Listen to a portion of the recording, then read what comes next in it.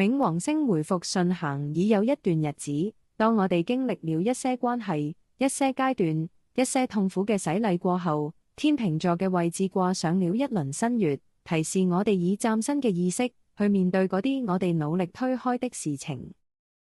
新月圖上流動着充沛嘅水象元素，意味着我哋嘅情感依然喺滾盪迷糊嘅狀態裏起起伏伏。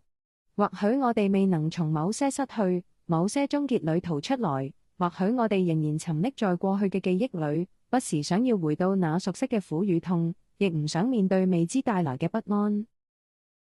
然而，當新月同金星同在天秤座，呢股明朗嘅風象力量正帶來重要訊息。遠離痛苦嘅第一步，唔係去跟帶來痛苦嘅人事物去對立，唔係猛力推開，亦唔係奮力逃走，而係去達成平衡與共存。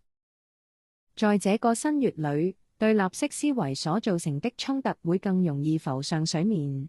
如果最近試圖排除某些負面的人事物，或是難以抑制批判對與錯的念頭，那麼就需要先察覺內與外、善與惡、正與負等等，都是互相依存的，而不是互相對立的。我們不必成為天使，也不必抗拒魔鬼。每個人嘅內在都並存着神聖與獸性，每個階段都有快樂與痛悲，先能夠完整呈現人類嘅生命體驗。不論係對自己或對別人嘅批判之心，都反映咗我哋需要放下過度簡化嘅線性思維，以平衡嘅目光重新貼近生命該有嘅模樣，真正去理解身邊嗰啲負面人事物嘅發生意